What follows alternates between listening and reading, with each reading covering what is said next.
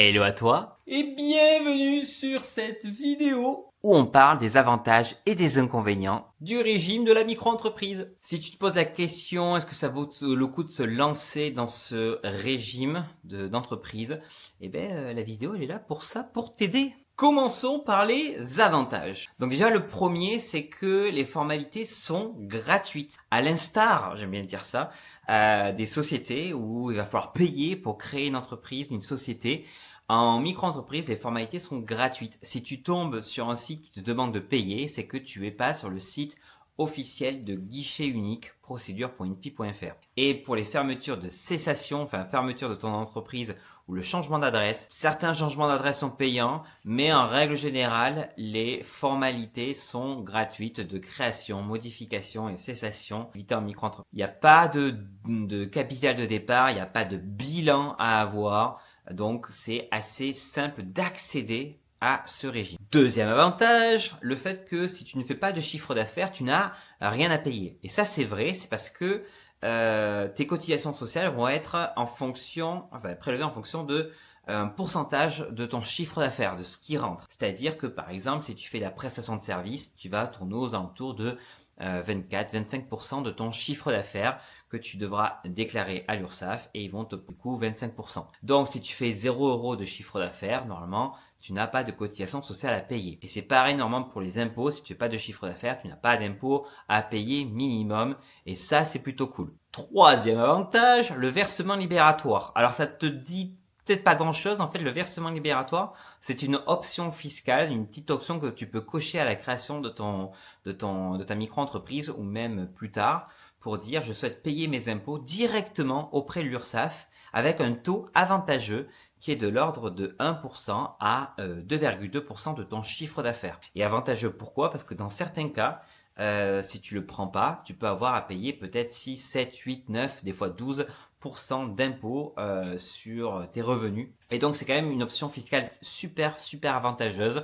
Par contre, il faut remplir une condition pour pouvoir en bénéficier. C'est en rapport avec ton revenu fiscal de référence. Mais je ne vais pas te plonger trop dans les détails. J'ai fait un article dédié sur le versement libératoire de l'impôt sur le revenu. Mais sache que ça, c'est une possibilité qu'a l'auto-entreprise par rapport aux autres régimes d'entreprise. Le quatrième, c'est concernant la TVA. Il n'y a pas de facturation de TVA dès le début, en gros, par défaut.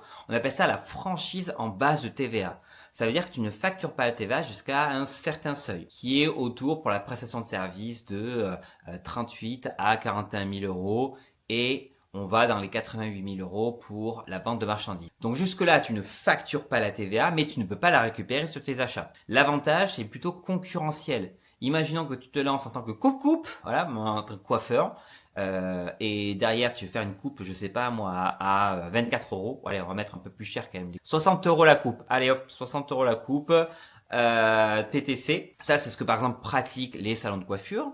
Et derrière, toi, tu peux te dire, ben moi, je vais mettre 60 euros mais hors taxe, ou alors 55 euros hors taxe. Le truc, c'est que même si tu mettais sur le même prix 60 euros hors taxe de ton côté et l'autre entreprise 60 euros TTC, l'autre entreprise, en fait, son TTC et une partie de la TVA, en gros, qu'elle va collecter, qu'elle va redonner à l'État.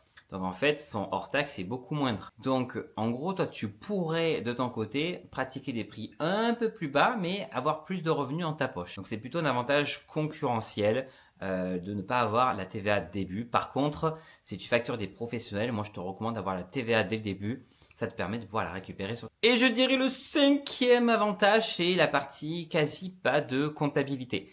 En fait, t'as pas d'obligation d'avoir un expert comptable et pas d'obligation t'as pas de bilan comptable à faire chaque année. T'as juste un livre de recettes à tenir. C'est un document qui permet de dire ce que tu as encaissé au jour le jour sur ton compte en banque. Si c'est d'espèces, si c'est de l'ACB, si c'est virement, etc. Et dans certains cas, un registre des achats pour retracer les achats que tu as réalisés. Pour ça, pareil, j'ai fait d'autres vidéos sur le livre de recettes en micro-entreprise. Et ça, c'était pour les avantages. Passons maintenant aux inconvénients. Alors bon, normalement, je suis pas censé sourire pour les inconvénients, mais il faut savoir que la micro-entreprise, il y a un un plafond. Non, c'est une pause ça. Il y a un plafond à respecter. C'est-à-dire qu'on peut pas s'amuser à faire du 300 000 euros chaque année en micro-entreprise. Il y a des plafonds. Pour la prestation de service, par exemple, on est à 77 700 euros de chiffre d'affaires et on peut monter à 188 700 euros pour la vente de marchandises. On peut dépasser ce plafond une année et même 2 ans, mais si on le dépasse pendant 2 ans, on sort de la micro-entreprise la 3e année. Donc c'est assez plafonné. Donc si tu as un gros business où tu vas vraiment gagner beaucoup d'argent et surtout plusieurs années, ben là tu peux être limité avec le régime de la micro-entreprise. Après tu peux faire dépassement une fois le plafond, revenir en dessous le plafond, redépasser une année le plafond, ça c'est possible. Le deuxième inconvénient, c'est l'impossibilité de déduire ses charges. Alors, normalement pour les sociétés, les entreprises classiques, en fait, ont une taxe sur les bénéfices, en gros les frais réels. C'est-à-dire qu'il y a ton chiffre d'affaires, et t'enlèves toutes tes dépenses, donc ça peut être aussi dans certains cas la rémunération, et ce qui reste, voilà, s'il reste des sous, et bien derrière c'est taxé directement auprès de l'État, et on va calculer en gros ce que tu dois en fonction de ton bénéfice. Je te le fais assez court. En micro-entreprise, c'est pas la même chose. Tu peux faire tout ça de chiffre d'affaires, avoir tout ça de vente de marchandises, je sais pas moi, des dépenses, déplacements et tout. Ben, tu vas devoir déclarer des cotisations sociales, payer des cotisations sociales sur tout ça, sur tout ton chiffre d'affaires. Côté impôt, côté CAF, côté France Travail, etc. Enfin, France Travail, etc. Sache qu'ils vont pas te taxer directement sur ton chiffre d'affaires, ils vont prendre en compte une partie, on appelle ça un abattement forfaitaire. Ils vont dire qu'il y a un pourcentage de ton chiffre d'affaires que tu ne touches pas parce que tu as payé des cotisations, parce que tu as eu des dépenses, mais c'est forfaitaire. Je te prends un exemple, c'est conseil en communication par exemple, ils vont dire qu'il y a 34% de ton chiffre d'affaires n'est pas pour toi, donc on va prendre en compte uniquement 0,66 de ton chiffre d'affaires. Si tu as fait 10 000 euros, ils vont prendre en compte que 6 600 euros. Et si tu fais la vente de marchandises, tu fais 10 000 euros, ils vont enlever 71%, donc ils vont prendre en compte que 2 900 euros. Donc tu ne peux pas déduire tes charges, tu ne peux pas faire fonctionner les indemnités kilométriques, etc. Ça, c'est l'inconvénient de la micro-entreprise. C'est un genre de taux forfaitaire pour savoir quels sont en gros tes frais professionnels, qui représentent en gros tes frais professionnels. Alors, tu as aussi pas de cotisation à l'assurance chômage. Bon, ça, je te le cache pas, c'est un peu pareil pour tous les indépendants. Que tu sois en société, c'est la même chose. C'est-à-dire que si tu as une société, que tu es indépendant, en régime TNS ou même les assimilés salariés, je ne vais pas dire de bêtises, tu ne cotises pas au chômage. Tu as la possibilité, dans certains cas très spécifiques, d'avoir une genre d'assurance chômage sur 6 mois. On appelle ça l'ATI, mais c'est un autre sujet. Mais tu ne cotises pas pour de nouveaux droits chômage.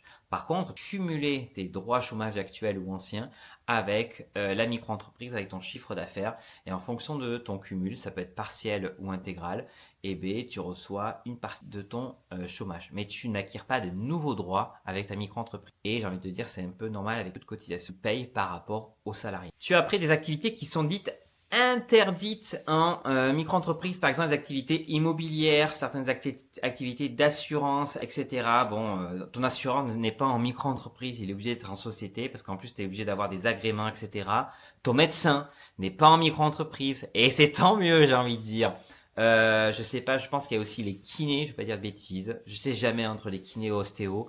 En gros, il faut partir du principe que dès qu'il y a un ordre derrière, par exemple avocat, etc. et tout, tu ne peux pas exercer en micro-entreprise. Psychologue, tu peux être psychologue en micro-entreprise, c'est une bonne chose. Mais voilà, il y a des activités que tu peux pas faire. Tu peux pas faire agent immobilier. Tu peux faire par contre agent commercial en immobilier en micro-entreprise. Et je dirais une dernière chose, c'est l'impossibilité de s'associer. Alors, en fait, la micro-entreprise, c'est toi, dans ton sang, dans tes veines. Dans tes veines, pas dans ton sang, Florian. Et donc, du coup, ce qui se passe, c'est que si tu veux t'associer avec quelqu'un, tu peux pas. C'est-à-dire qu'il y a que toi qui gères ton entreprise. Tu peux pas te dire vous êtes 2 associés, 3 associés, etc. Tu peux faire la sous-traitance avec des personnes, tu peux travailler d'autres freelances, mais tu peux pas te dire tiens on est plusieurs à gérer l'entreprise et donc du coup à se répartir par exemple le chiffre d'affaires ou se verser j'en sais rien des dividendes, peu importe. Ça c'est pas possible. Donc si demain en gros tu veux revendre ton entreprise, c'est un peu compliqué quand tu es en micro-entreprise de revendre ton entreprise parce que ton entreprise c'est toi, voilà directement. C'est plus facile quand tu es en société que tu te dis tu crées un super concept et après tu le revends. Et quelqu'un te rachète ton fonds de commerce, te rachète aussi toute l'entreprise directement, tu cèdes les parts dans ton entreprise. Ça peut être possible, mais en micro-entreprise, non, malheureusement. Bon, c'est bien beau tout ça, mais du coup, j'aimerais bien finir sur pour qui c'est la micro-entreprise. J'ai beau avoir une chaîne YouTube qui parle que de ça, d'auto-entreprise, micro-entreprise, je pense que c'est pas pour tout le monde. Parce que déjà, il faut comprendre que dans micro et micro-entreprise, il y a le mot entreprise. Et il y a beaucoup de gens qui se font avoir, mais on leur rabâche tellement de fois que la micro-entreprise c'est facile, c'est rapide, c'est simple que ils prennent pas en compte qu'il y a des obligations quand même en micro-entreprise. Donc ouais, il y a des gros avantages. Ça permet de tester une activité, de se lancer sans trop de risques et de pas trop se prendre la tête avec l'administratif parce qu'il y en a beaucoup moins qu'en société, faut quand même le savoir. Mais par contre, il y en a quand même l'administratif à faire. Donc pour tester une activité, c'est très bien. Par contre, si tu as une activité où tu te dis, ok, ça c'est comme on dit dans le jargon scalable, scalable, je sais pas comment ils le disent. Mais là, à ce moment-là, essaie de voir si tu peux directement passer en entreprise individuelle classique ou alors même, je dirais même en société. Si après tu veux juste te tester, tu me dis tu as un petit projet e-commerce, tu essaies de voir comment ça va donner et tout, pourquoi pas, let's go, vas-y. Si tu sais pas si ton activité va marcher, let's go aussi, il n'y a aucun problème.